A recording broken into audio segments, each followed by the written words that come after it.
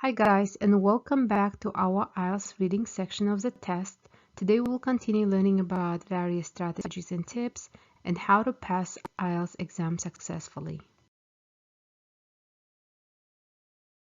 Before we begin learning new strategies and tips and new task types, I would like to go back and review what we studied last time.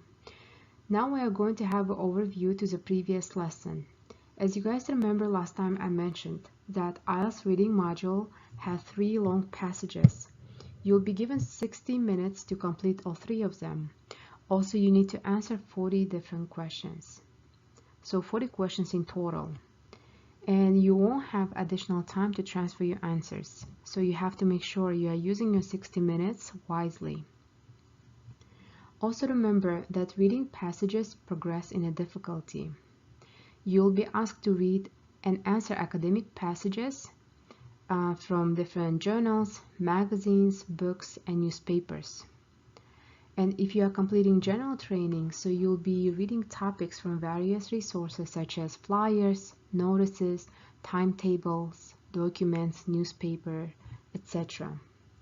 Remember, there are many question types in the reading modules that you need to know how to answer before taking your test. So today we'll continue learning different task types and how to approach them during the test.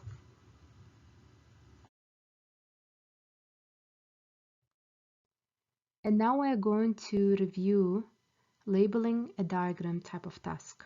In the IELTS exam, you'll be asked to label the diagram below, choose no more than 2 words from the reading passage for each answer, and write your answers in your answer sheet.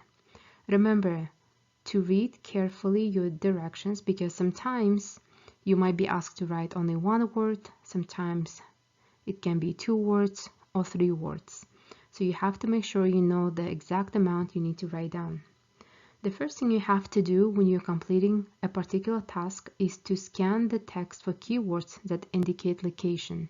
The words that indicate location sound like next to, above, across, beneath, and so on. We have so many different kinds of words that indicate location, so you have to make sure that you know them and you scan your passage to find them, to locate them. And another important thing to do when you're completing labeling diagram type of task is to look for words that indicate geometric patterns such as square, rectangle, etc. And remember, you don't need to write down your articles such as a, an, and the. And remember that they are also counted as words. If you write an apple, they will be counted as 2 words. Alright, remember the important tip as well. Labeling diagram questions your ability to translate the words into pictures. When you read, turn your words into pictures in your head. You can also try to write a simple drawing on your handout or on your draft paper. That will help you to understand the passage better and answer the questions correctly. So as you see here, we have a diagram where you have to fill out 2 parts. So you need to name 2 parts of this padlock, and also you need to read the passage. So you have a little paragraph in here, and you also have instructions for you to complete. So make sure you read them carefully because here it says you can write no more than 2 words. However, sometimes it can ask you to write 3 words or 1 word. So make sure you know exactly how many words you can write. And then after seeing your diagram, go back to your passage and try to read it. When you are reading, you also can draw, as I told you earlier, and then pay attention to words that have geometric patterns and also the words that indicate location. So these are very important points to remember. So find the words that indicate location. These words can be behind, next to, and also words that indicate geometric patterns. So these are like words bisect, or it can be triangle. So because they're describing different shapes. So keep in mind these tips, and that will help you to indicate, to find correct information.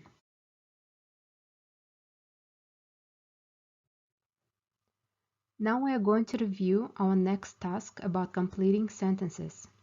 In the IELTS exam, you'll be asked to complete the sentences and choose one word only from the passage for each answer. When you have a particular test, you have to try to complete the sentences first, read them carefully, and then go back to the passage and check your answer. Then you have to skim the passage looking for synonyms, paraphrases, or just the words that have the same meaning. Remember that the word that completes the sentence will be the same word in the passage, so you cannot write down the word you predict or you think will be correct in that case. It has to be exactly the same word you find in the passage. And the most important part to remember, that the grammatical form has to be the same. When you're completing a particular task, keep in mind that you have to make sure the word you write in the blank matches grammatically, because if it doesn't match grammatically, even the word itself is correct, but it's not correct grammatically. For example, you wrote subject instead of adjective, it will be counted as an incorrect answer.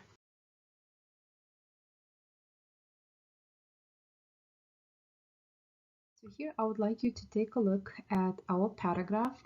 And as you see, so we have directions that state the following. Read the paragraph, fill in each blank with one word only from the paragraph. So when you come to your test, please pay attention how many words you can write.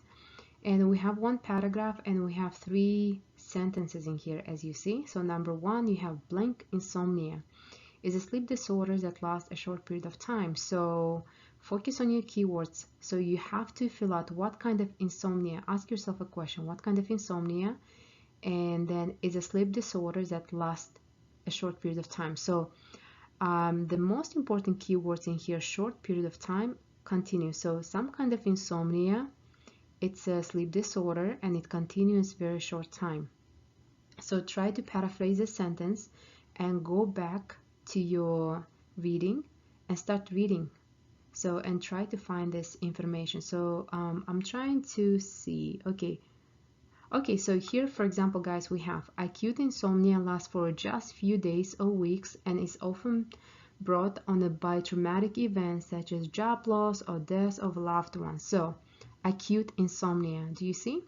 So in this case, word acute, I'm going to highlight, and this is a word I need to write down in number 1. So acute insomnia is a sleep disorder that lasts a short period of time. So grammatically it sounds correct, and also I know this is a correct word because you see we have a paraphrase, last a short period of time, last just a few days or weeks.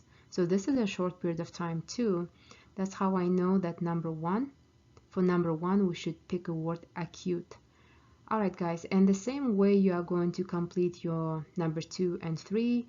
So make sure you read your sentences carefully and then try to think of the words you have in different ways. So paraphrase different synonyms and go back to your text and find a paraphrase in synonyms and read very carefully and make sure that your words grammatically fit in the sentence.